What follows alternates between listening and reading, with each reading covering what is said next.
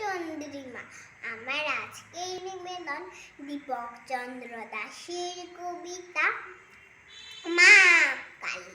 সে ছোট্ট থেকে মিথ্যে কথা বলতে হলে বলেছি মা কালী। দিদু বলে বয়াম ভরা নাড়ু ছিল, খেয়েছে কেড়ে সবগুলো, আমি খাইনি মা কালী। দাদু বলে হায় হায় হায় রে, চশমা কানা ভাঙলো কে রে, আমি ভাঙিনি মা কালী। মা বলে রান্নাঘর শুকনো ছিল, এত জল কে ঢাললো, আমি ঢালিনি মা কালী। বাবা বলে রেজার কানা কে নিল, বাক্সতেই তো ছিল, আমি নিইনি মা কালী।